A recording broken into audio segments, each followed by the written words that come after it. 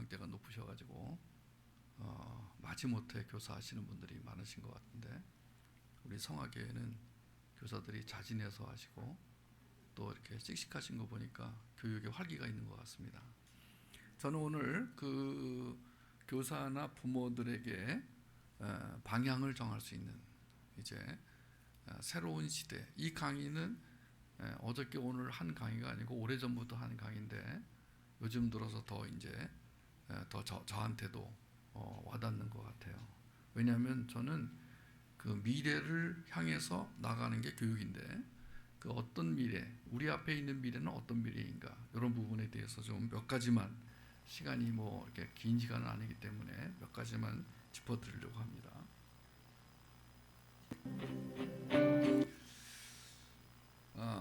오늘 읽은 아까 본문의 말씀은 창세전 언약의 말씀입니다.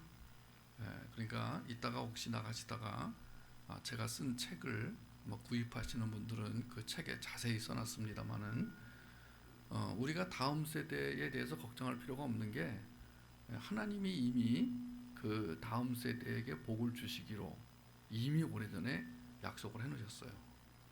저는 사람의 약속은 믿지 않지만 하나님의 언약은 믿습니다. 하나님은 실현하시는 분이 아니시고 변개하는 분이 아니십니다.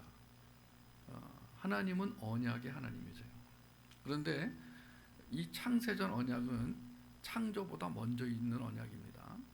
이 우주가 만들어지기 이전에 이미 성부, 성자, 성령이 모여서 언약을 세우셨어요. 그게 뭐냐면, 내 아들을 보내어 내 백성을 흠이 없게 하겠다.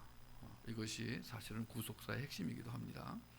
그리고 이제 6개 언약이 나옵니다. 6대 언약이라고 해서 이제 아담 언약부터 예수님의 새 언약까지, 그리고 나서 이제 구약으로 가고 신약으로 가서 성경 전체가 언약 안에 있는 것입니다. 그러니까 기독교는 언약, 이 카버넌트, 언약 위에 세워진 하나님의 사역, 이렇게 말할 수 있습니다. 근데 그 하나님의 언약 중에서 우리가 눈여겨봐야 될 것은, 내가 사랑하는 자의 자녀를 복을 주겠다. 물론 너희들이 잘못하면 저주를 내리겠다. 근데 3, 4대까지, 그러나 복은 1000대까지 주겠다. 그러니까 이 히브리 사람들에게 있어 1000이라는 숫자는 이건 영원한 어마어마한 그런 뜻을 가진 숫자입니다. 단지 그냥 다우전드라는 1000이라는 숫자가 아니고 어마어마한. 그러므로 이미 하나님은 우리와 우리 자녀들에게 복을 주시기로 하셨습니다. 그 복은 무슨 복이냐면 이 에베소서에 나와 있는 신령한 복입니다. 그 신령한 복은 예수 그리스도와의 관계를 통해서 확인이 됩니다. 즉 예수와 어떤 관계냐, 자녀 관계냐, 종 관계냐, 청지기 관계냐, 아니면은 제자 관계냐, 아니면 신부 관계냐. 그래서 저는 이 오늘 본문이 에베소서 1장 3절 이하의 창세전 언약을 여러분에게 선포해 드림으로써, 여러분, 하나님은 우리와 우리 자녀에게 이미 복을 주시기로 하셨습니다. 그러면 우리가 오늘 또 명심해야 될 게 몇 가지가 있습니다. 그 중에 하나가 누가복음 23장 28절에 예수님이 죽기 전에 막 우는 사람들, 예수님이 너무 안타까워서 우는 그 여인들을 향하여 나를 위해 울지 말고 너와 네 자녀를 위해 울어라. 이 얘기는 무슨 얘기냐면, 이제 네 자녀에게 환난이 올 것이다. 고난의 시기가 올 것이다. 여러 가지 뜻이 있지만, 그러면서 이제 주님께서 너의 자녀들을 잘 양육하라는 그런 무언의 말씀을, 암시를 남기셨습니다. 저는 이제 양육의 핵심은 마음을 지키게 하는 것, 마음을 뺏기지 않는 것. 마음을 지키는 것은 능동적이고, 마음을 뺏기지 않는 것은 수동적입니다.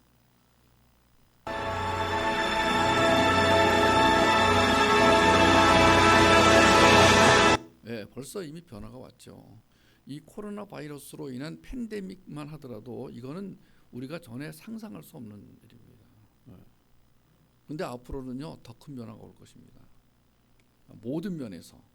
그러니까 이 변화를 우리가 이제 기대하고 살아야 됩니다. 왜 이런 일이 일어나지? 이건 좀 무식한 사람이 하는 얘기고, 이제 우리는 엄청난 변화가 일어날 것입니다. 근데 그 변화는 안 좋은 변화입니다. 우리에게는. 근데 그 안 좋은 변화 속에서도 하나님은 역사하십니다. 누굴 통하여? 하나님 백성을 통하여. 그러니까 걱정할 필요는 없습니다.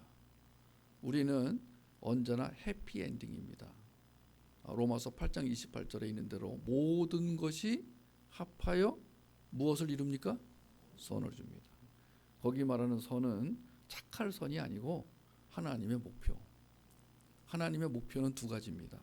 개인적으로는 당신의 백성을 거룩하게 만드시는 것이고, 공적으로는 하나님의 나라를 완성하시는 거예요. 하나님의 나라는 하나님이 통치하시는 영역을 말합니다. 8개 영역이 있어요.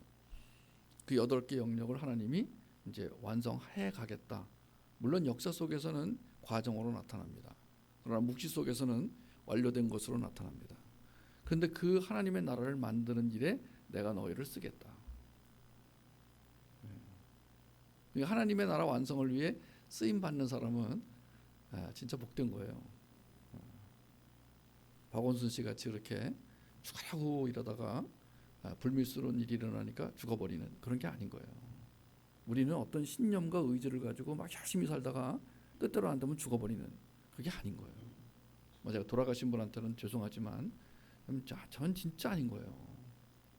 우리 애들이 뭘 배울까 염려가 돼요. 왜냐하면 의욕을 가지고 자기가 그 추구하는 바를 하다가 어떤 문제가 생기니까 죽어버릴 거야. 아니에요.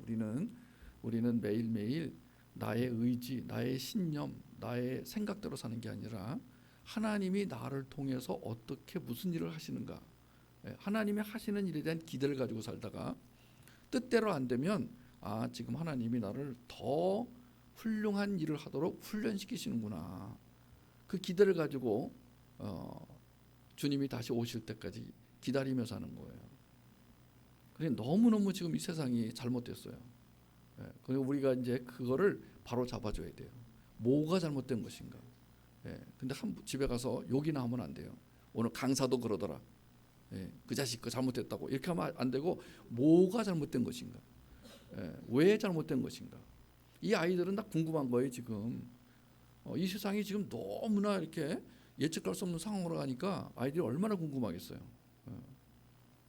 그러니까 유치부 때부터, 유아 때부터 차근차근 설명을 해줘야 되는데, 이 교인들이 영 몰라, 통 몰라, 당체 몰라. 그러니까 이제 완전히 모르는 거예요. 이러면 안 됩니다. 엄청난 변화가 오고 있습니다. 이 변화를 어떻게 인식하느냐, 특히 이제 부모와 교사가 어떻게 인식하느냐. 성가대는 인식 안 하셔도 됩니다. 걱정하지 마세요. 성가대는 음정과 박자만 잘 지키시면 됩니다. 근데 교사는 인식을 해야 돼요. 오늘 그 헌신 예배 드리시는 분들은 정말 여러분이 이 교회를 대표하시는 거예요. 왜냐하면 미래가 달려 있으니까. 성가대 무시하는 거냐? 아니고 역할이 다르다는 것뿐이지 무시하는 게 아니에요.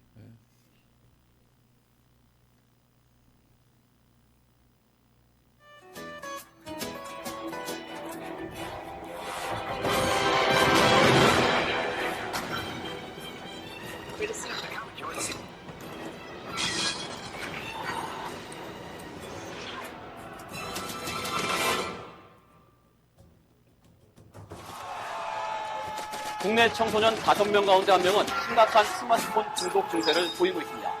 이들은 하루 평균 7시간 이상 스마트폰을 사용한 것으로 인터넷 게임 중독 정말 무섭습니다. 이 잔인한 내용의 게임을 하던 10대가 친누나를 흉기로 찔러 중태에 빠뜨렸습니다. 컴퓨터나 스마트폰 게임에 집중할 때 기억력과 판단력, 집중력을 관장하는 뇌 전두엽의 기능이 약해질 수 있습니다.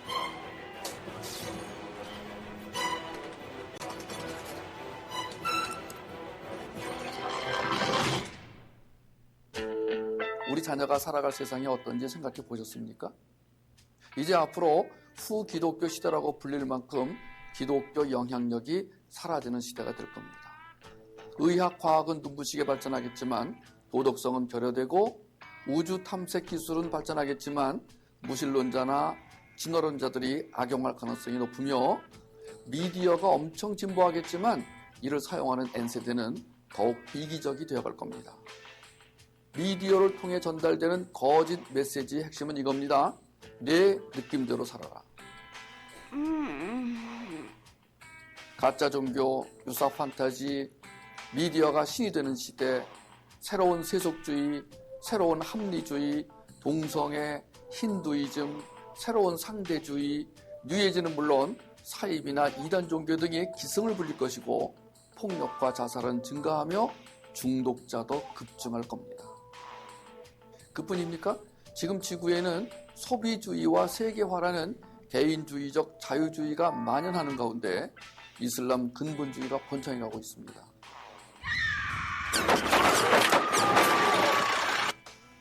우리는 성경에 대항한 계몽주의 모더니즘 이야기와 포스트 모더니즘이 경쟁을 벌이는 교차로에 서 있습니다.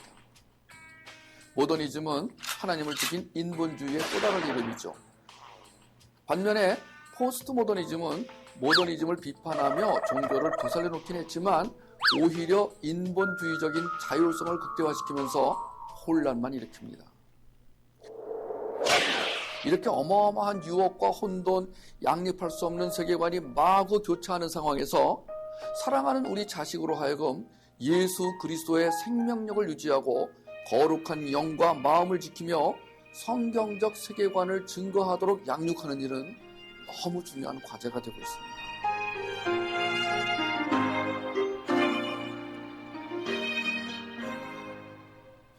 네, 강의 잘하죠. 네. 아주 요약해서 요점 잘 말하고 있는데 바로 제가 오늘 드리고 싶은 말씀이 저겁니다. 어떻게 이런 상황 속에서 자녀를 건강하게 양육할 수 있을까? 자녀가 없는 분들은 집에 가셔도 됩니다. 여기까지 예배 드리셔도 충분히 드리신 거예요. 저는 오늘 저녁에 다른 문제도 다 중요하지만 자녀를 제대로 양육하는 일, 그리고 부모가 교회를 나오지 않더라도 교회를 찾아온 이 아이들, 다음 세대들, 어떻게 이들을 건강하게 양육할 것인가, 그 문제를 제가 좀 언급하러 왔습니다. 엄청난 변화의 시대에 어떻게 자녀를 건강하게 양육할 것인가. 자녀만 건강하게 해주면은 사실은 뭐 민주당이 들어오든 통합당이 들어오든 뭐 좀 주식이 떨어지든 뭐가 일어나든 그렇게 큰 문제가 아니에요. 근데 반대로 다른 거 다 잘 되고 원하는 대로 되는데 자식이 망가지면 이 부모에게는 소망이 없습니다. 제가 오늘 강의 제목이 죽더라도 자식을 살리고 죽자인데 제가 요번에 쓴 책 제목입니다. 보니까요, 저도 부모지만은 자식이 죽으면요 땅에 못 묻어요. 부모가 죽으면 땅에 묻어요. 그리고 얼마 있다가 잊어버려요. 완전히는 아니지만 슬픔이 가십니다. 그런데 얼마 전에 제가 보니까 세월호에서 아들을 잃은 아버지가 얼마 전에 자살을 했어요. 지금 벌써 몇 년 됐어요, 몇 년. 지금 세월호 사건이 난 게 몇 년이에요. 이 아버지는 자식을 잊을 수가 없어요.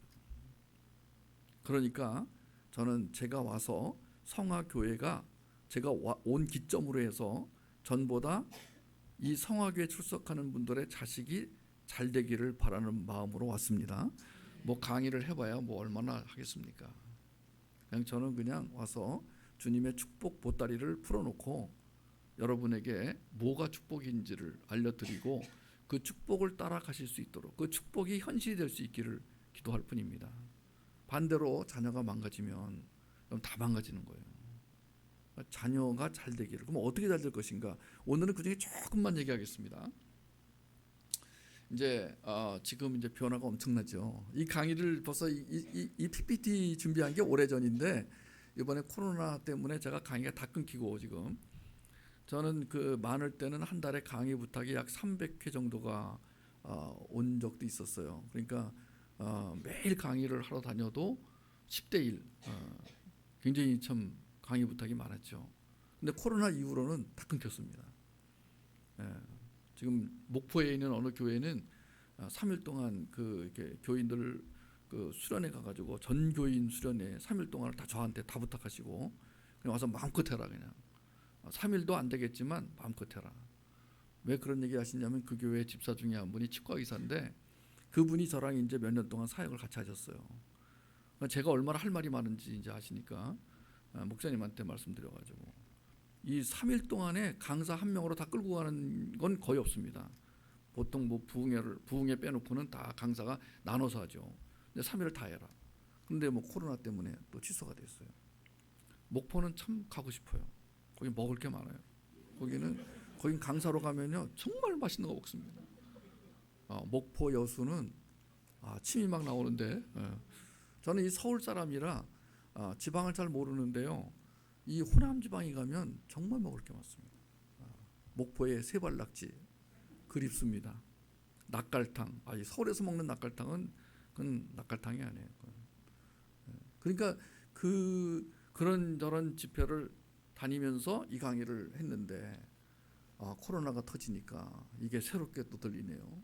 변화의 시대. 그 다음에 유혹과 혼란. 지금처럼 혼란스러울 때가 어디 있어요? 아니 박원순 씨를 왜 서울시장으로 그 장을 지내야 돼요? 혼란이지 않습니까? 여기 이 안에 정치적 견해가 다른 용서하십시오. 제가 지금 정치적인 얘기 하려는 게 아니니까 제가 말하려고 하는 것은 누가 옳으냐 그러냐가 아니라 혼란스럽다는 거예요. 또 백선엽 장군이 죽었는데 공교롭게 또 같이 죽었어요. 백선엽 장군이. 또 이분을 또 뭐 현충원에 보내야 되냐 마냐야 되냐. 혼란. 제가 인생을 살아오면서 지금처럼 혼란스러울 때가 없어요. 도대체 뭐가 어떻게 돌아가는지를 모르겠어요. 제가 하나님을 안 믿었더라면 진짜 완전히 지금 뭐 정신병 걸릴 것 같아요. 너무 혼란스러워서. 자, 이 속에서 어떻게 우리가 살아야 되느냐? 근데 감사하게도 우리에게는 하나님이 정답을 주셨습니다. 뭘 주셨어요? 지혜와 계시의 영. 여러분, 제가 오늘 한 5개 정도의 말씀을 소개할 텐데 이 5개 정도의 말씀만 잘 기억하시고 집에 가셔서 복습을 하신다면 아마 상당한 인사이트를 얻을 거예요. 우리 지금 아들 누구니? 지아민이? 지아민이? 지아미구나. 너 어떻게 여기까지 왔니? 얘가 제 팬이에요. 얘가요 제 수석 제자입니다. 어쩐지 여기서도 지금 쓰는 거 봐요. 제가요 저한테 훈련 받은 거예요. 지금 저는 지금 저한테 와서 훈련 받는 부모와 자녀들이 몇 명 안 되지만 있어요. 철저히 훈련시킵니다. 첫 번째는 뭐냐? 강의를 다 받아 써라. 요새 애들이요 글로 쓰는 게 없어요. 스마트폰으로 뭐 찍거나 그걸로 카톡을 하거나 하지. 저는 써야 된다. 어쩐지 난 이 교회에 웬 또 이렇게 받아 쓰는 애가 있나 그랬더니 지아미가 누구라고 말은 못하겠지만 어머니가 또 훌륭하신 분이에요. 자, 같이 읽겠습니다. 시작. 우리 주 예수 그리스도의 하나님 영광의 아버지께서 지혜와 계시의 영을 너에게 주사 하나님을 알게 하시고 너의 마음의 눈을 밝히사 그의 부르심의 소망이 무엇이며 성도 안에서 그 기업의 영광의 풍성함이 무엇이며 그의 힘의 위력으로 역사하심을 따라 믿는 우리에게 베푸신 능력의 지극히 크심이 어떠한 것을 너희로 알게 하시기를 구하노라. 여러분 걱정하지 마세요. 어떤 혼란이 와도 우리에게는 뭐가 있어요? 지혜와 계시의 영. 여기까지 읽으셔야 돼요. 지혜와 계시의 영. 성령께서 우리에게 날마다 지혜를 주십니다. 계시해 주십니다. 그게 5가지예요. 첫째는 하나님을 아는 것. 하나님을 안다는 것은 야다로 아는 거예요. 이건 그냥 지식적으로 아는 게 아니에요. 야다, 기노스코로 아는 거예요. 두 번째는 마음의 눈을 밝히는 거예요. 통찰력과 분별력이에요. 우리 아이들이 통찰력과 분별력이 있어야 이게 자기 장래 배우자감도 알게 돼요. 기도만 하면 안 돼요. 찾아야 돼요. 근데 찾을 때 이 통찰과 분별이 있어야 돼요. 그 다음에 변증을 해야 되는데 변증을 하려면 또 창의력이 있어야 돼요. 그걸 주시겠다는 거예요. 그 다음에 부르심의 소망. 성경은 부르시는 하나님과 응답하는 인간의 이야기입니다. 여러분도 하나님이 부르셨어요. 그러니까 이렇게 마스크 쓰고도 오죠. 지금 굉장히 위험할 텐데 겁나지도 않으세요? 지금 코로나가 코브라보다 더 위험해요. 근데 여러분 이렇게 오후 예배까지 오시는 거 보니까 여러분은 부르심 받은 사람이죠. 그러니까 이 부르심에 소망이 있어요. 하나님이 부르신 사람들은 소망이 있습니다. 그 다음에 또 뭐가 있냐면 기업의 영광의 풍성함. 기업. 이 기업이라는 것은 인헤리턴스라고 해서 유산입니다. 어떤 사람은 기업 그러니까 컴퍼니 그래서 뭐 회사를 주겠다, 다 우리가 뭐 교회 나오면은 개인 기업을 하나씩 갖게 된다. 그게 아니에요. 유산이에요. 영적인 유산.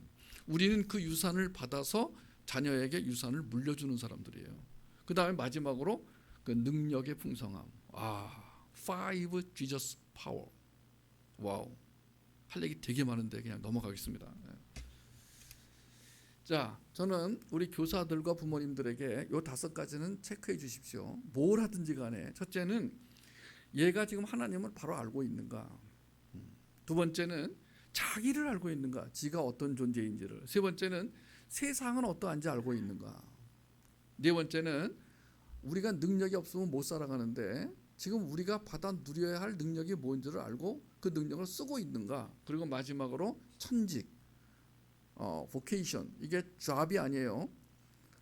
이 천직은 하나님의 나라를 이루기 위해서 꼭 필요한 것입니다. 이건 밥 먹고 살기 위해서 필요한 게 아니에요. 그러니까 교회에서 유치부부터 천직 교육을 안 시키는 교회는 문제가 있는 교회예요. 그러니까 그런 교회는 근본주의 교회예요. 근본주의 교회에서는요, 믿어라, 기도해라, 찬양해라, 예배드려라. 그러면 이제 세상을 어떻게 살까? 그냥 걱정하지 마라. 걱정 왜 안 돼요? 예. 좀 똑똑한 애들이 다 교회를 떠나고 있어요. 언제 떠나냐면은 대학교 들어가서 다 떠나요. 여러분 이런 걸 안 해주니까 지금 답답해요. 젊은 애들이 교회를 답답해해요. 똑똑할수록. 왜냐하면 세상은 저렇게 바뀌고 있고 지금 엄청난 일이 벌어지는데 이 5가지는요. 가정교육이든 교회 교육이든 반드시 체크하셔야 돼요. 항상 체크하셔야 돼요. 여기서 이 중에서 하나만 문제가 생겨도 정상적인 기독교인의 삶을 살 수가 없어요. 자, 이제 세상이 얼마나 변하느냐. 우리한테 감사하게도 알파고 사건이 일어났어요. 원래 저 알파고와의 대국을 중국에서 하려고 했는데 무슨 이유인지 구글에서 한국을 선정했어요. 난 너무너무 감사해. 그때 이세돌한테 2억인가 밖에 안 줘가지고 구글이 도둑놈들이다. 왜냐하면은 저 알파고 대국으로 약 200억 원을 벌었는데 겨우 2억 원만 주고 갔어요. 도둑놈들이잖아요. 근데 난 너무 감사해요. 왜냐하면은 알파고 때문에 4차 산업시대란 말을 다 듣게 됐어. 인공지능을 저 시골에 있는 할머니도 아시더라고. 내가 시골에 교회 가서 강의하면요, 알파고. 근데 그 중에 어떤 분이 질문하더라고. 무슨 고등학교예요? 이렇게. 아니, 이건 고등학교 이름이 아니고요. 이거는 알파고는 이 일본 말로 바둑이란 뜻이에요. 이 고라는 것이. 그러니까 뭐 하여튼 뭐 뭔지 몰라도 뭐 변화가 일어나고 있구나 이게. 이게 감지하는 게 중요해요. 감지. 우리나라 사람들은 그건 있어요. 실력은 없는데 눈치는 빠른 거 있어요. 그래서 뭐가 이게 변화가 일어나고 있구나 이렇게. 굉장히 우리나라 사람들이 우수한 게 그거예요. 순발력. 아주 빨라요. 물론 40세 이상은 좀 떨어집니다만은 40세 이상은 큰 소리 치지 마세요. 교회에서도 고집 부리지 마세요. 제발 고집 좀 부리지 마세요. 그러면 젊은 사람이 떠나갑니다. 제가 이제 왔다 간 이후에 40세 이상이 고집 안 부리는 교회로 이렇게 바뀌시길 바랍니다. 그렇다고 무조건 오냐 하면 안 되지만 방향을 잘 정해 주셔야 돼요. 이 알파고 때문에 우리가 뭘 알게 됐냐면은 엄청난 변화가 일어났다. 자, 더 이상 적수는 없는 걸까요? 바둑 인공지능 알파고가 인간 최강 중국의 커제 구단과의 마지막 대국에서도 압승을 거뒀습니다. 이 바둑계에서는 알파고가 신의 경지에 올라서 더 이상 인간의 상대는 아니다, 이런 평가까지 나옵니다. 커제 구단은 대국 도중 돌연 자리를 떠났다가 10여 분 만에 돌아온 뒤 눈가를 닦으며 울먹이는 모습을 보인 것으로 전해졌습니다. 이 알파고 때문에 이제 이게 컴퓨터가 이제 대단하구나. 이제 인공지능이 이제 엄청나구나. 왜 엄청나냐면 저기 있는 딥 띵킹, 딥 러닝, 스스로 생각하고 스스로 공부하고. 지금까지는 컴퓨터가 인간의 명령만 수행하는 역할이었다면 이제는 알아서 이제는 수많은 정보를 받아가지고 그걸로 생각을 하고 학습을 하기 시작하는 거예요. 그래서 이제 새로운 시대가 왔구나. 그 새로운 시대를 뭐라고 부르냐면 4차 산업혁명 시대라고 부르기 시작했어요. 자, 오늘 잠깐 공부하겠습니다. 이건 상식이니까 그냥 공부하는 겁니다. 그러면 여러분 1차 산업혁명 시대는 언제 일어났죠? 그냥 손만 들어보세요. 아시는 분 손만 들어보세요. 겸손을 떨지 마시고 손 들어보세요. 지하마 언제 일어났지? 영국에서 언제 무슨 혁명이라고 그래 그걸? 산업혁명. 보세요. 제 제자잖아 제가. 저는 이런 애를 지금 양육하고 있는 거예요 지금. 지금 엄마가 지금 교회도 다니게 하고 학교도 공부도 시키는데 지금 저한테 특별히 붙여가지고 이 훈련을 시켜다오. 제가 바빠서요 아이들 훈련을 못 시키는 사람인데 할 수 없이 지금 부모들이 하도 애걸복걸해가지고 몇 명을 지금 하고 있습니다. 내일 저녁 7시에 부산에 있는 아이들 약 20여 명을 제가 이제 매주 이 줌으로 훈련을 시키는데 깜짝 놀랄 정도예요.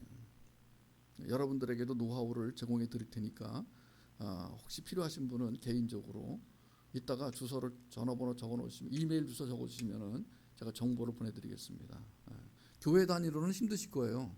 교회 정책을 결정하려면 많은 그 회의가 필요하니까. 근데 개인적으로 필요하신 분들은 제가 알려드리겠습니다. 자, 첫째 1차 산업혁명 시대는 영국에서 발생했습니다. 이건 다 아시죠? 이거 중학교 정상적으로 나오신 분들은 잊어버려서 그렇지 다 배운 거예요. 그죠? 근데 2차 산업혁명은 언제 일어났어요? 석유의 발견으로 2차 산업혁명 시대가 시작이 됐습니다.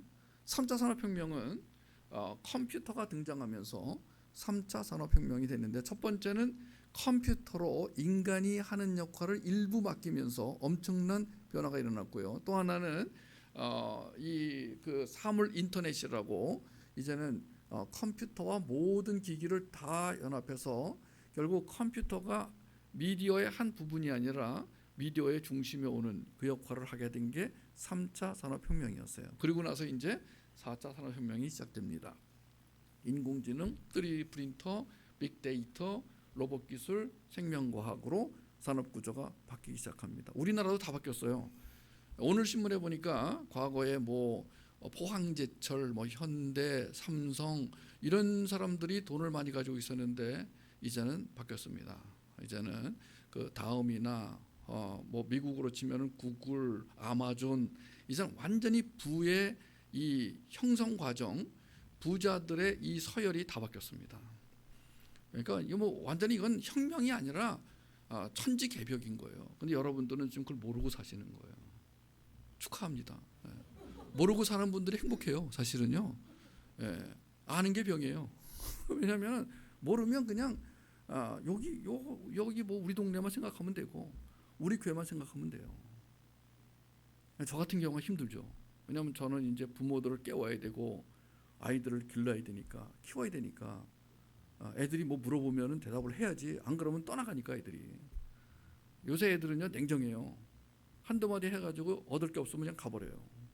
어른들은 그래도 정이 무섭잖아요. 정이 더럽잖아요. 정이 더러워서 정 때문이라도 남아 있잖아요. 여러분 제가 이따가도 말하겠지만 우리 다음 세대는 우리와 같은 민족이 아니에요. 다른 민족이에요. 우리가 민족을 구분할 때는 세 가지로 구분해요. 언어, 문화, 사고. 이게 이제 선교사를 훈련시키기 위해서 그 기독교 학자들이 만들어 놓은 문화 인류학에서 그 정해 놓은 그 민족 그 구별법이에요. 언어, 문화, 사고. 근데 지금 우리나라가 그래요. 미국은 더합니다. 제가 미국의 교회를 무지 많이 갔어요. 강의하러. 미국에 뭐 엄청나게 많이 가요. 지금도 가야 돼요. 지금도. LA도 지금 가야 되는데 뭐 가면은 2주간 또 격리되고 들어와서 격리되고 그러니까 못 가는 거죠. 가보면은요. 겉은 한국 사람인데 한국애인데 사고는 완전히 미국이에요. 한 집안에 두 민족이 사는 거예요. 그래서 미국에 사는 해외 동포 중에서 자녀를 제대로 키운 사람이 많지가 않아요. 왜냐하면 이게 뭐 완전히 다른 민족을 데리고 살면서 같은 민족으로 착각을 하니까 이게 되나 이게 안 돼요. 우리나라도 지금 그렇습니다.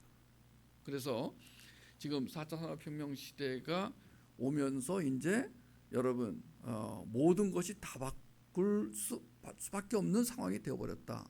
아모레 퍼시픽의 그 회장이 작년까지만 해도 재계 2위 서열이었는데 이제 5위로 더 내려갑니다. 이제는 뭐 과거에 돈을 벌려면은 공장을 세우든가 뭐 물건을 팔아야 되는데 이제는 그 공장을 세우는 사람보다 오히려 그 포털 사이트를 해서 서비스하는 사람이 돈을 더 많이 버는 이게 지금. 예, 공장을 세워서 그 공원들을 뽑아가지고 추가하고 물건 만드는 사람보다는 오히려 그 커뮤니티 사이트 같은 걸 만들어가지고 중계 방송만 해주는데도 오히려 돈을 더 많이 버는. 과거에 우리가 이제 돈을 벌기 위한 전제 조건이 다 무너져 버리는 거예요. 그러면서 또 하나 이제 놀라운 변화가 일어나는데 학자들이 전부 다 그러는 거예요. 모던 시대가 끝났다. 여러분 전성 시대가 끝났습니다. 그럼 까불지 마세요. 우리가 놀던 시대가 모던 시대예요. 한국은 영국보다 100년 늦게 모던 시대가 시작이 됐어요. 일본은 우리보다 조금 빨리 받아들였어요. 명치 유신을 통해서.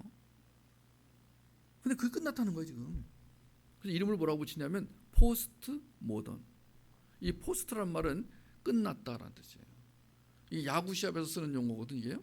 포스트 시즌 그러면 시즌이 끝났다라는 뜻이에요. 그래서 이제 이 포스트 모던 시대의 특징이 뭐냐? 세 가지로 요약하면 예측할 수 없는 변화, 한치 앞을 볼 수 없는 혼돈, 일상처럼 다가오는 유혹. 그런데 감사하십시오. 하나님 백성에게는 생명력, 통찰력, 분별력, 창의력, 변증력을 주셔서 이렇게 어두운 시대에 오히려 기독교인이 빛을 발하게. 난 너무 감사해. 여러분 지금 난 너무 좋은 게요. 전도하기 제일 좋아요 지금. 다 죽겠다는 거야. 여러분 살겠다는 사람 데려오기 힘들어요.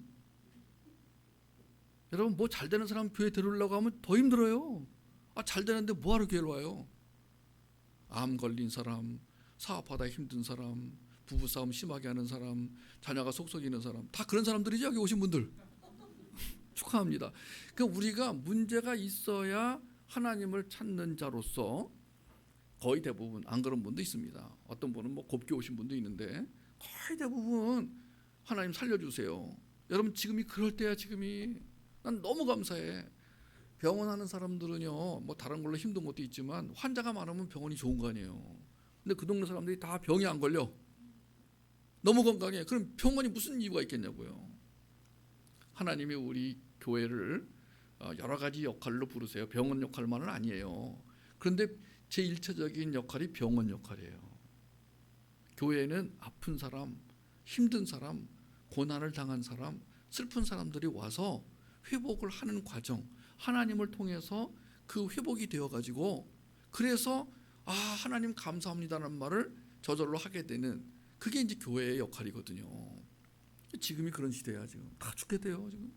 포스트 모던 시대에는 믿는 사람 안 믿는 사람 다 힘든 시대입니다. 지금 코로나 때문이 아니에요. 원래 코로나 이전에도 이 세상은 어둠의 시대로 들어가고 있었어요. 코로나 이전에. 근데 코로나가 그걸 다 증명한 거예요. 그러니까 지금 코로나가 끝나도요. 이 세상이 쉽게 좋은 쪽으로 가지 않습니다. 그렇다면 한번 이 포스트 모던 시대의 특징을 볼까요? 우리가 사는 이 시대를 포스트 모던이라 그래요. 포스트 모던이 뭐냐면 초현실, 탈현실. 쉽게 얘기해서 틀이 없는 거야. 틀. 절대적인 게 없어요. 다 상대적인 거야. 그러니까 예전에 영화 같은 걸 보잖아요. 히어로물, 저는 슈퍼맨 같은 걸 보면 슈퍼맨은 절대 선이야. 슈퍼맨의 절대 악은 렉스 루더 절대 악이야. 그 사람 무조건 나쁜 사람, 슈퍼맨은 무조건 선한 사람. 그 둘이 싸워. 선이 이기겠지? 아주 심플했어요. 근데 요즘 영화 히어로물 여러분 좋아하세요? 어벤져스나 마블사에서 나오는 이거 보세요. 11호도 보세요. 이번에 나온 거. 무슨 내용이냐면 뭐가 선이고 뭐가 악이냐? 이 질문을 던져요. 도대체 뭐가 선한 거야? 뭐가 악한 거야? 이 정체성, 이 시대 정신을 말이에요. DC에서 나오는 배트맨 시리즈도 요즘에 보세요. 다크나이트 시리즈 같은 거 보면 조커가 나쁜 사람인데도 조커가 내가 왜 나쁜 거야? 사람들이 그걸 이해해. 도대체 뭐가 옳고 뭐가 나쁜 건가? 뭐가 선이고 뭐가 악인가? 모든 건 상대적인 거야. 이게 뭐라고요? 포스트 모던. 지금 이 시대 정신. 우리도 지금 그걸 갖고 있는 거예요. 그래서 사람들이 기독교가 진리야. 이것이 절대적이야. 라고 말하면 왜 그렇게 말하지? 왜 기독교만 절대적이라 그러지? 이렇게 생각을 하는 거예요. 동성애도 마찬가지죠. 우리가 동성애 합법화하잖아요. 아니 내가 좋아서 내가 남자가 좋아서 내가 남자가 남자끼리 만난다는 게 뭔 상관이에요. 내가 좋다는데. 또 제가 며칠 전에 보니까 뉴스에 이런 거 있더라고요. 여자들이 다 모여갖고 광장에 피켓 들고 내 자궁은 나의 거. 아 민망하지도 않아. 그 자궁 모양을 그려서 내 자궁은 나의 것처럼 피켓을 들고 가서 뭐라 하냐면 낙태 합법하라. 내가 낙태를 하겠다는데 뭔 상관이냐고. 내 자궁이 내 건데 내 자궁으로 내가 드러낸다는데 아기를 그게 뭐 어쩌냐고 이러면서 시위를 하는 걸 봤어요. 제가. 이게 뭐예요? 다 포스트 모던에서 영향을 받은 거예요. 우리가 이 사고방식을 다 갖고 있다고요. 그래서 사람들이 절대적인 걸 싫어한다는 거예요. 지금 이 시대는. 마찬가지로 종교도 그러면 왜 너네 종교만 진리가 있다고 말하냐, 그러지 말라라는 거예요. 이게 종교다원주의라는 거예요. 그러니까 결국 포스트 모던 종교다원주의가 같은 거야. 같은 맥, 같은 것을 지향하고 있는 거죠. 이런 시대에는 마음을 지키는 게 어렵습니다. 여러분 자녀들은 각별하게 잘 양육하셔야 되는 게요, 우리가 살아온 시대보다 마음을 지키기가 더 어렵습니다. 근데 성경은 마음을 지켜라, 마음을 지켜야만 생명을 지킨 거다. 그러니까 마음과 생명을 동일시합니다. 여러분, 오늘도 여러분들은 마음을 지키기 위해 예배당에 나오신 걸로 알고 있습니다. 참 잘하셨어요. 마음을 지키기 위해 하나님께 예배드리고 하나님 말씀을 듣는 순간 마음이 다시 하나님께로 향하게 됩니다. 그러다가 또 예배 끝나고 집에 가서 얼마 있으면 또 마음이 흩어집니다. 다시 또 예배드리고 말씀을 들으면 마음이 하나가 됩니다. 우리는 이 과정 계속 하는 거예요. 주님 오실 때까지 그거 하고 사는 거예요. 그런데 보세요. 자, 잠언 4장 23절 영어로 한번 해볼게요. Above all else, 무엇보다도 God your heart, 너의 마음을 지켜라. 왜냐하면 거기서 wellspring of life, 생명의 분수, 생명의 근원이 거기서 난다. 그러니까 이 세상은 무슨 싸움이 일어나냐면 마음 뺏고 뺏기는 싸움이 일어나는 거 세상인 거예요. 그러니까 포스트 모던 시대가 왜 위험하냐면은 뭐가 기준인지 모르는 거야. 다 기준이 다 달라. 옛날에는 100명이 모여도 한 명이 나와서 이렇게 합시다 그러면 그렇게 합시다 그랬어요. 옛날에는 누가 좀 센 사람이 나와서. 지금은요, 왜 넌 그렇게 생각하냐 이거예요. 난 다르게 생각한다 이거예요. 다 달라 지금은. 그러니까 이 마음을 모으기가 힘들어요.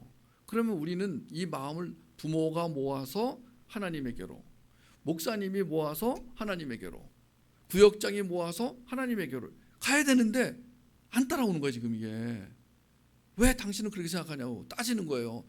이런 것들이 지금 막 만연되고 있으니까 우린 각별하게 더 사람들의 마음을 하나님께로 향하게 하는 양육이 정말 중요한 거예요. 이게 어려서부터. 그것도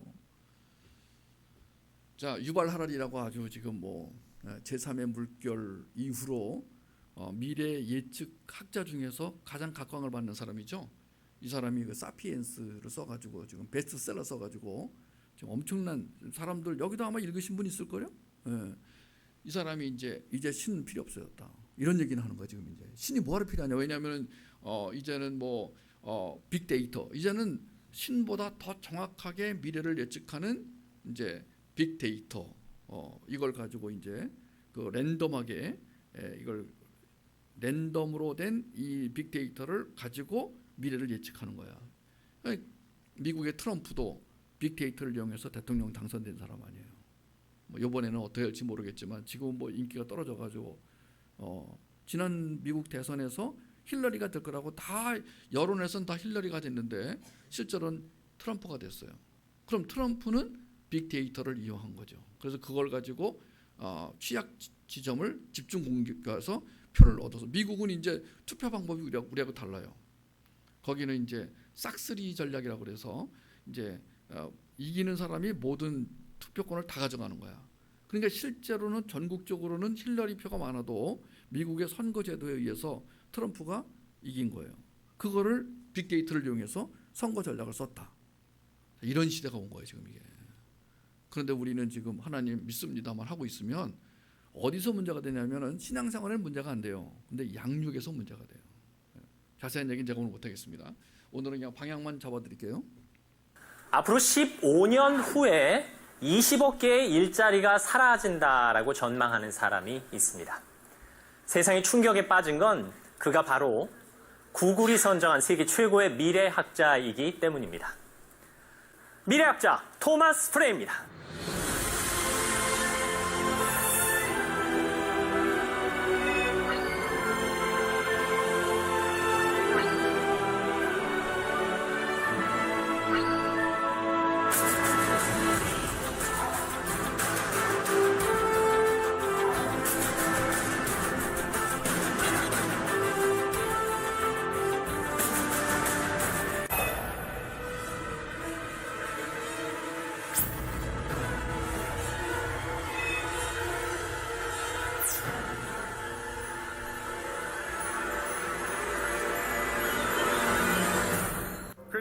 크리스티안 해밍들은 이런 얘기를 했습니다.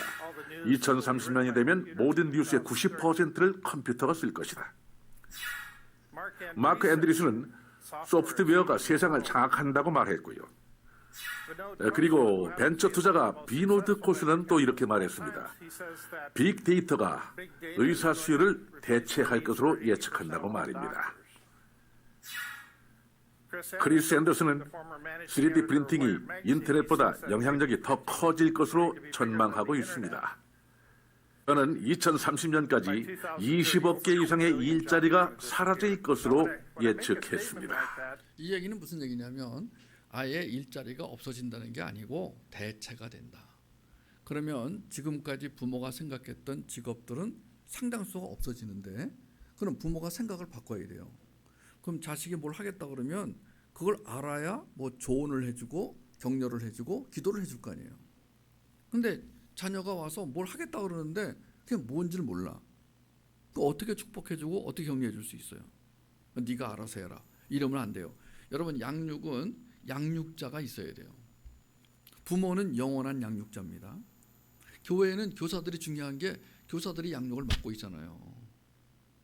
교사가 굉장히 중요해요. 교사 공부하셔야 돼요. 공부 안 하는 교회는요 뒤처질 수밖에 없어요. 뒤처지면 문 닫는 거예요. 교회도 문 닫아요. 뭐 문을 닫아도 하나님이 구할 자를 구하시고 사랑할 자를 사랑하시기 때문에 저는 하나님을 믿기 때문에 걱정은 안 해요. 뭐 교회가 없어진다 그래서 뭐 하나님 자신이 뭐 사라지는 것은 아니니까.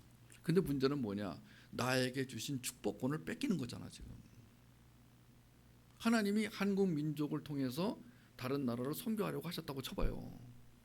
그러니까 민족이 민족을, 나라가 나라를 이제 선교하고 이끄는 거잖아요. 그게 열방 개념이잖아요. 그러니까 우리 한국이 지금 나라가 어지럽고 복잡하고 이 싸움 저 싸움으로 날 지내도 이 정도 가는 것은 하나님이 우리나라를 향한 계획이 있으시다고 저는 믿고 있는 거예요. 우리 개인도 마찬가지예요. 여러분 다 훌륭해서 지금까지 살아있는 게 아니에요. 하나님이 여러분을 향한 계획을 갖고 계신 거예요. 그러면 우리는 그 계획이 뭐냐면 아까 처음 말한 하나님의 나라 완성이에요. 이 하나님의 나라는 눈에 보이는 나라가 있고 눈에 안 보이는 나라가 있어요. 여러분이 여기서 살아만 계셔도 이 지역이 축복이 됩니다. 여러분 여기 지금 하신 대로 여러분 이 마을, 이 동네 여러분이 건강하게 살아만 계셔도 하나님은 여러분을 통해서 이 마을에 하실 일을 하십니다. 그냥 동네를 걸어 다니기만 해도 하나님이 영광을 드러내십니다. 믿으시기 바랍니다. 네. 근데 그게 뭐냐면 나에게서 하나님의 생명력이 충만할 때만 그런 일이 일어나는 것이지 생명력이 다 쪼그라들어 가지고 비실비실 하는데 영광이 드러난다? 아니요. 그렇지 않습니다. 오히려 뺏기게 됩니다. 하나님은 손해보지 않으세요. 하나님은 도를 들어서라도 하나님의 일을 이루세요. 예를 들어서 형사 취수 제도를 인간이 만들었어요. 형사 취수 제도는 뭐냐면 형이 죽을 때 후사가 없이 죽으면은 그 동생이 그 형수를 데리고 결혼해야 돼요. 그게 형사 취수 제도예요. 그 왜 그랬냐면 그 당시에는 하도 남자들이 전쟁에 가서 많이 죽으니까 여자들을 보호하기 위해서 만든 사회 보장 제도였어요. 근데 하나님은 인간이 만든 그 제도를 이용해서라도 유다와 다말을 통해서 하나님 후손을 만들어 가시는 거예요. 무슨 얘기인지 모르시죠? 설명을 많이 해드려야 되는데 오늘은 그냥 방향만 잡아드리고 저는 갑니다. 저는 방향만 잡아드립니다. 그러니까 저는 방향을 잡기 위한 정보만 드립니다. 방향을 이렇게 잡아보세요. 저렇게 잡으면 못합니다. 왜냐하면 우리 성화교회를 모르는데 제가 어떻게 구체적으로 잡아드리겠습니다. 단지 그냥 강사로 와가지고 방향을 잡도록 어떤 정보만 드리겠습니다. 기독교인으로서, 크리스찬으로서.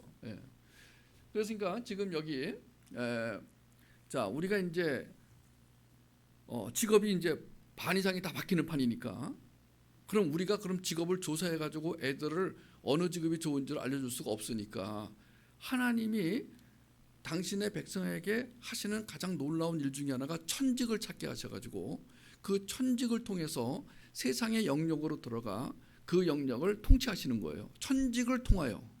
천직은 우리가 생각하는 직업하고 달라요. 그래서 이거는 가정주부도 천직이 될 수 있고 집에 가만히 있는 백수도 천직이 될 수 있어요. 여러분 천직은 뭘 꼭 하는 것만이 아니에요. 송명희 같은 경우는 송명희는 태어날 때 의사가 실수해가지고 의사가 이 아기를 돌려놓다가 송명희 어머니가 양수가 터져가지고 산부인과를 가니까 산부인과 의사가 아이고 큰일 났네요. 아기가 거꾸로 들어서가지고 이제 출산할 때가 됐는데 그냥 나오면 위험하니까 아기를 돌려놔야 되겠어요. 그래서 돌려놓다가 실수로 여기를 찔렀어요. 여기 척수를 의사가.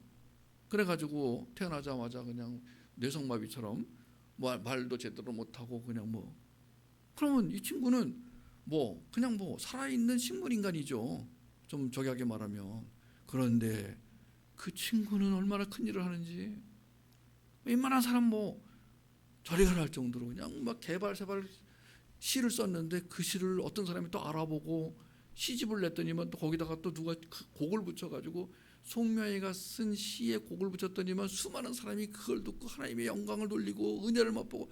여러분 이게 우리가 생각하는 어떤 화려한 직업, 의사, 검사, 이런 게 아니고 하나님은 우리 각자를 향한 계획이 있는데 그 계획을 이루시기 위해서 꼭 주시는 게 천직이라는 거예요. 천직은 하늘이 주시는 거잖아요. 직업은 내가 찾는 것이고 그 직업을 가지면 괴로워요. 직업 가진 사람들이 제일 많이 보는 프로가 자연인이에요. 저는 그래서 이제 2019년도 5월호에 이 월간지를 참고하세요. 오늘 못 갖고 왔는데 오늘은 낮은 울타리 작년 12월호 굉장히 좋은 책인데 우리 또 간사가 또 선물로 드리라고 갖고 왔습니다. 그 다음에 오늘 이 책은 좀 몇 분이 사세요. 죽더라도 자식은 살리고 죽자. 저 책을 사가지고 하나도 도움이 안 된다. 그럼 반품을 받겠습니다. 사실. 그리고 저희 낮은 울타리 자료가 되게 많아요. 저희 홈페이지 들어오시면 엄청난 자료가 있거든요. 이 자료를 쓰실 분들은 안내해 드릴 테니까 자기 이메일 주소를 이따가 남겨놓으세요. 밖에다 저 백지하고 드릴 테니까 그럼 정보를 드릴게요. 자, 오늘 굉장히 중요한 질문 던지겠습니다. 여러분의 자녀나 제자는 타민족입니까? 네. 타민족이라는 근거는 뭐라고요? 언어의 차이, 문화의 차이, 사고의 차이. 세상에 옛날에는요 컴퓨터 중독이라는 게 있었어요. 알코올 중독, 술 중독이나 도박 중독은 좀 있었어요 동네에. 근데 몇 명? 이 컴퓨터 중독 너무나. 엄마 아빠가 모두 나간 것을 확인한 뒤 컵라면으로 끼니를 때우고 컴퓨터 앞에 앉아 하루 종일 게임만 하는 준우.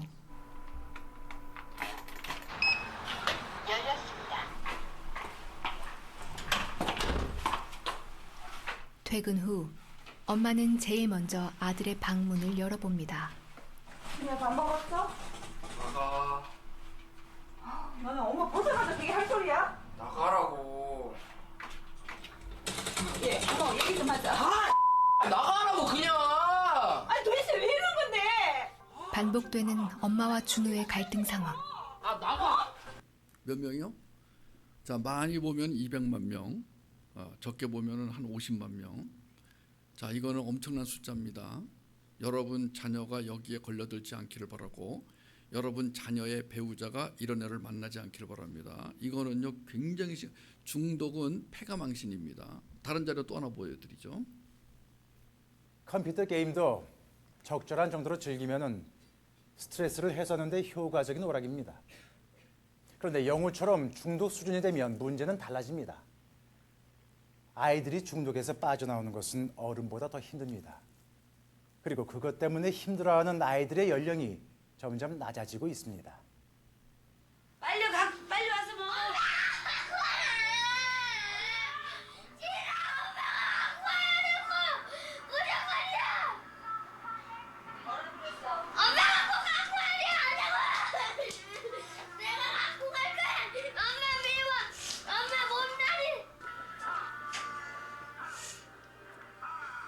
경준이의 사연이 처음 세상에 알려지게 된 것은 지난해 여름 한 방송 프로그램을 통해서였습니다. 그나마도 게임에 열중하느라 제대로 먹는 법이 없다. 엄마가 이래서 너 나와서 먹으라고 하는 거야. 이게 뭐야 이게? 나는 좀 먹어줘. 컴퓨터 게임에 빠져 한시도 컴퓨터 앞을 떠나려 하지 않았던 초등학교 3학년 아이. 맛있어? 맛있어. 그런 아이를 위해 엄마는 어쩔 수 없이 컴퓨터 앞에서 끼니를 챙겨줘야만 했습니다. 조용히 좀 넘어가려면은 이렇게 해줘야 되고 그렇지 않으면 뭐 맨날 시끄러우니까 이웃도 생각을 해야 되니까. 물. 야.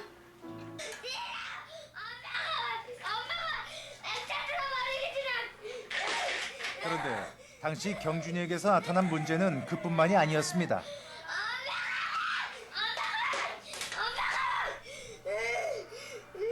제 뜻대로 되지 않으면 경준이는 심한 충동적 행동과 공격성을 함께 보였던 것입니다. 컴퓨터 게임을 좋아한다고 모두가 이렇게 되지 않습니다. 근데 이렇게 드러나면 그래도 나은 거예요. 왜냐하면 문제가 드러났네. 더군다나 10살짜리 드러났으니까 이제부터는 그런 원인이 뭔지를 이제 발견하면 되는 거잖아요. 문제는 대부분의 기독교인 가정의 아이들이 착한 아이 증후군에 빠져 있다는 거예요. 특히 목사님 가정이나 저희 같은 사역자 가정의 자녀들이 그렇게 살 가능성이 매우 높아요. 그게 더 무서운 거예요. 교회 잘 나오는 분들이 더 위험해요. 왜냐하면 숨기고 살기 쉬우니까. 물론 다 그렇다는 게 아니에요 지금요. 제가 뒤에 할 얘기가 많은데 오늘은 딱딱 징검다리식으로 건너가서 문제만 제기하니까 오해 없으시기 바라요. 저는 뭐 대한민국 아이들이 다 이렇다고 보지 않습니다. 근데 점점 많아지는 거예요. 지금 이게 제일 중요한 문제인데 지금 코로나나 뭐 다른 정치 문제로 다 가려 있는 거예요 지금 사실은. 왜냐하면 국가나 개인, 국가나 가정이나 다음 세대가 제일 큰 문제예요. 애들이 건강해야 돼요. 여러분 전철 타보세요. 다 이거 보고 있어요. 그중에 한 7분의 1은 중독자들이에요. 숫자가 좀 늘어날 거예요. 왜냐하면 이제 집에서 할 것도 없지. 이제는 이거밖에 없어요. 이제는요. 미디어의 힘, 문화의 힘, 거기에 세상 정신이 이제 깔려 들어오고 이제 그거 할 때마다 이 머리에서 도파민이 나와가지고 도파민이 자극을 주면은 거기에 익숙해져가지고 도파민이 안 나오면 우울증 빠지고 도파민 나오면 중독에 빠지고. 살 길은 뭐예요? 예수 그리스도, 성령 충만.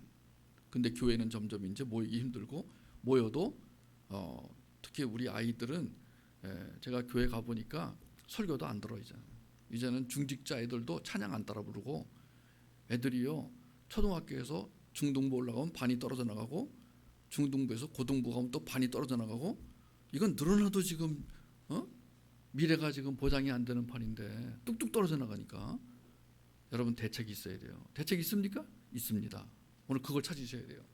자, 첫째는 이제 이런 애가 있으면은 자 문제가 뭐냐? 일단 교사나 부모는요 문제가 뭔지를 파악하셔야 돼요. 그러면 중독이라는 것은 이제는 너나 없이 중독에 이제 다 빠져 들어가는 상황이야. 일 중독도 중독이고 사람 중독, 우리 박근혜 전 대통령 같은 경우는 전형적인 사람 중독이죠. 그 다음에 종교 중독, 교회 안에 종교 중독자가 많습니다.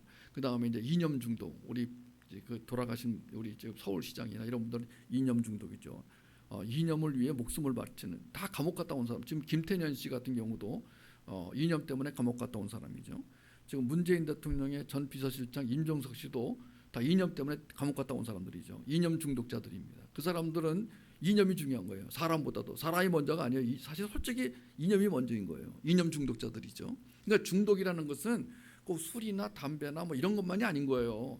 예수님 이외에는 다 중독 빠지는 대체물이 되는 거예요. 난 중독 아니다. 아니요. 그렇게 큰 소리 치면 안 돼요. 그럼 중독이 안 되려면 그럼 내가 찔러봐야 돼요. 이 사람이 24시간 예수님으로 충만해 있어야 돼요. 그렇게 우리가 취약한 인간이 그렇게 약한 자들이에요. 그러면은 자 지금 이 경준이나 앞에 보았던 그 아까 누가 이름이 뭐였지? 걔나 원인이 자 이제 중독자들은 전부 이 원인이 있습니다. 이 5가지의 원인이 복합적으로 작용하기 때문에 뭐 한 가지 때문이다라고 말할 수 없어요. 그러니까 여러분 만약에 우리 아이가 중독에 빠져갈 조짐만 보이면 자 제일 문제가 뭐냐 이걸 아셔야 돼요. 근데 이 5가지 문제가 감사하게도 예수님 안에서 다 회복될 수 있는 문제들이에요. 다르게 말하면 예수님으로만 가능한 거예요. 저거는요. 왜냐하면 상담으로도 안 돼, 심리학으로도 안 돼, 정신과로도 안 됩니다. 이거는 만약 그게 된다 그러면 뭐 지금 뭐 미국이나 한국은 천국이 돼 있어야 돼요.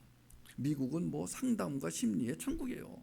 우리 집 애가 미국에서 유학했는데 뭐 대학 들어가자마자 그 상담 그 저 보험 들었냐 안 들었냐. 미국은요 툭하면 상담을 해야 되기 때문에 그러면 전문 상담가가 박사 학위 받은 사람들이 상담해서 문제가 풀리면 나라가 얼마나 좋아지겠어요. 사람들이 다 밝게 웃고 막 그냥 할렐루야 그러고 아니요.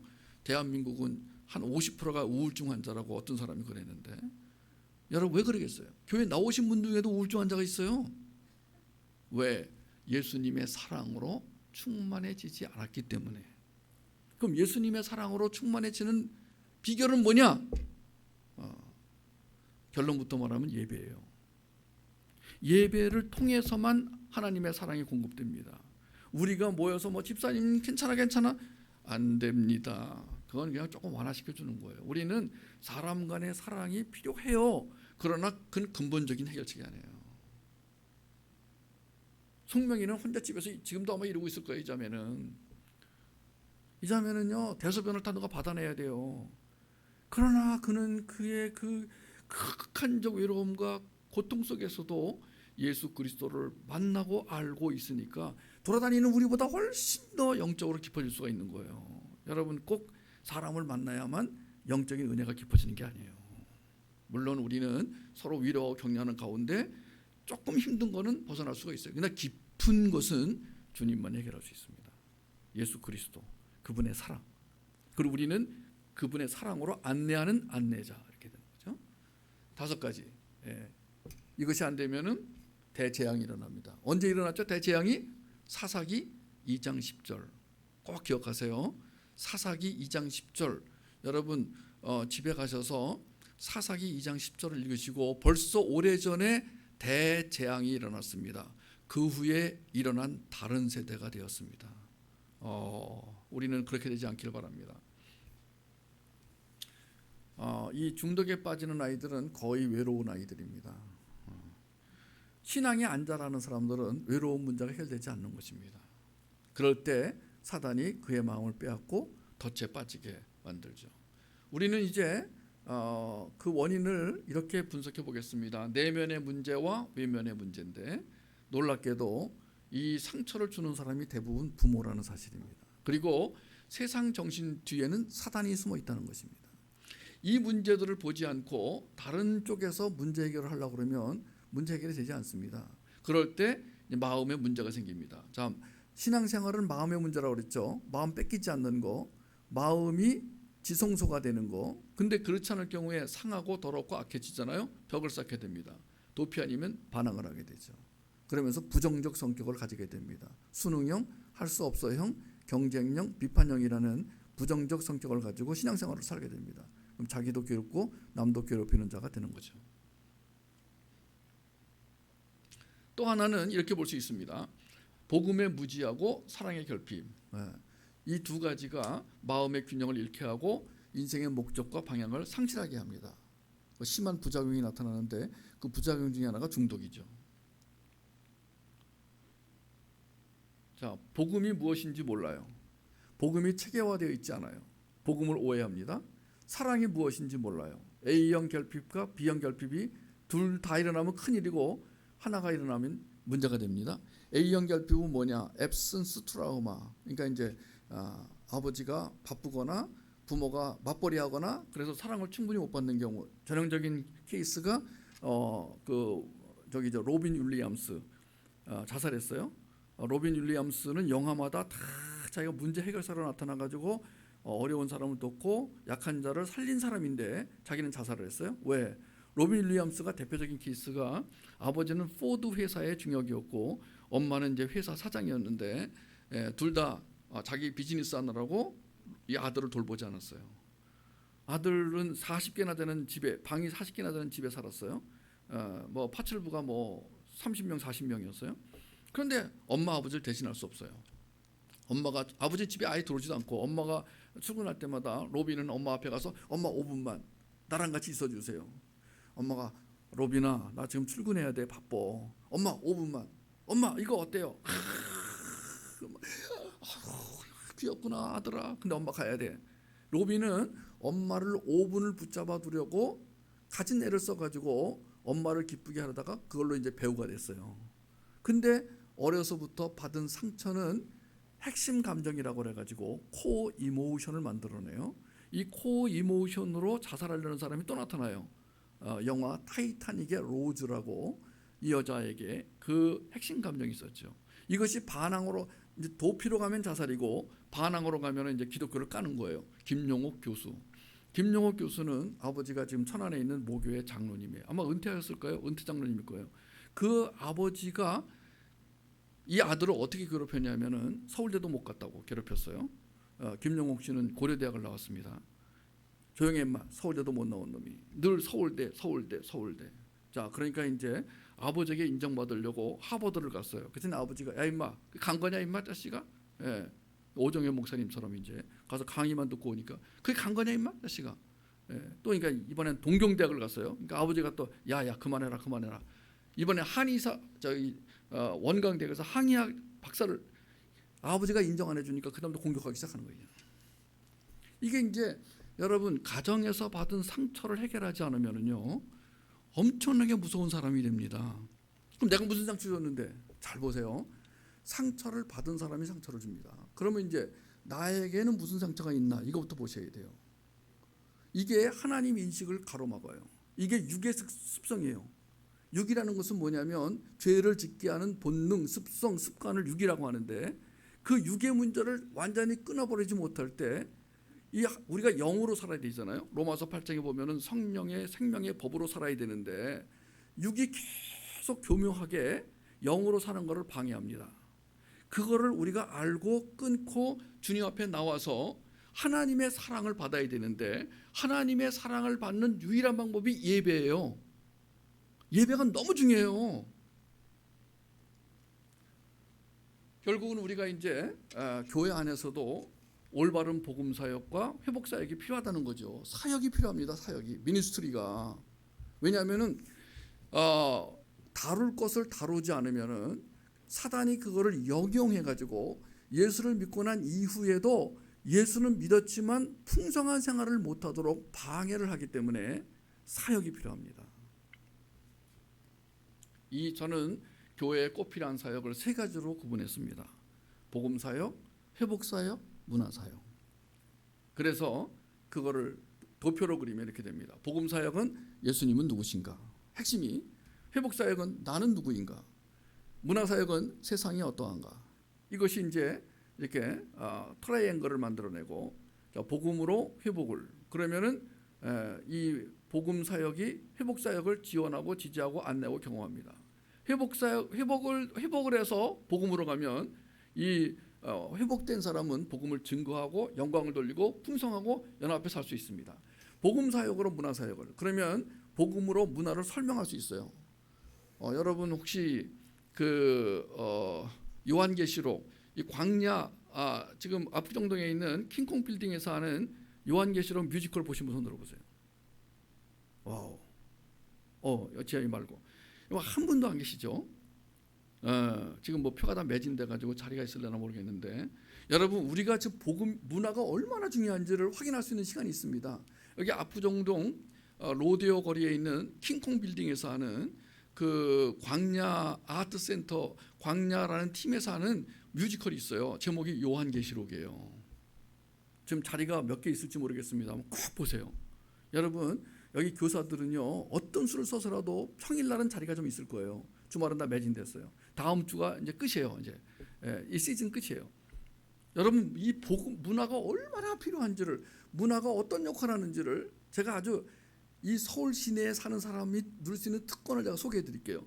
그 다음에 문화로 복음을 특히 이 아이들은 문화가 있어야 그 문화를 통해서 복음을 더 잘 이해할 수 있어요.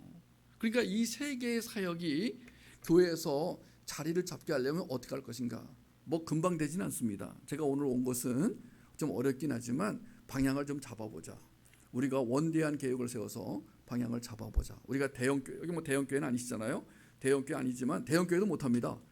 우리가 이 정도 교회는요 굉장히 알차게 정말 한 식구처럼 서로 이렇게 격려하고 위로하고 어깨동무하고 할 수 있는 이 규모이신 것 같아요. 여러분 이 정도의 사이즈가 제일 행복할 때입니다. 여기가 여러분이 만약에 다음 세대 양육까지를 잘 해내신다면은요 여기 다니는 가정의 자녀들은 너무너무 행복해가지고 교회 떠나래도 안 떠납니다. 정말입니다. 그래서 이 세계 사역이 이 시대에 필요하다는 것을 제가 처음부터 지금 여러 가지 사례를 들면서 설명을 해드렸습니다. 자녀 양육이 우선입니다. 자녀 양육에 실패하면 가정이 무너지고 다음 세대도 교회도 위태로워집니다. 그럼 저희 낮은 울타리가 31년 동안 사역을 해왔는데 여러분 가정과 교회에서 잘 활용하시면 좋겠습니다. 저희는 서비스해드리는 거니까 잘 설명해 주시면 좋겠습니다. 시작됐네 우리 주님의 능력이 나의 삶을 다스리고 새롭게 하네 자유하네 죄와 사망으로부터 나의 삶은 변하고나 충만하네 시작됐네 우리 주님의 능력이 나의 삶을 다스리고 새롭게 하네 자유하네 죄와 사망으로부터 나의 삶은 변하고나 충만하네 은혜로다 주의 은혜 기도하겠습니다. 하나님 아버지 어려운 가운데서도 다음 세대를 살리기 위해서 애쓰시는 선생님들과 부모들 이 어려운 중에도 오늘 교회 와서 예배드리고 이 강의를 통해서 하나님 앞에 통찰력과 분별력을 구하는 우리 성화교회 지체들을 축복해 주시고 이 교회를 축복해 주셔서 이 교회에 출석하는 모든 분마다 자녀가 잘 되는 복을 주시옵소서. 특히 애쓰고 힘쓰는 우리 선생님들을 위로하여 주시옵소서. 저분들의 필요를 채워 주시옵소서. 앞으로 성화교회가 가야 할 길을 일러주시고 그래서 폭풍이 부는 저 바다를 항해하는 가운데 하나님 누구신지 나는 누구인지 세상이 어떠한지를 알고 알려주고 예수 그리스도의 능력으로 승리하며 사는 귀한 교회로 세워주시옵소서. 오늘 헌신 예배 드리시는 모든 분들에게 주의 은혜로 충만하게 되기를 간절히 원하며 예수님의 이름으로 기도합니다. 아멘.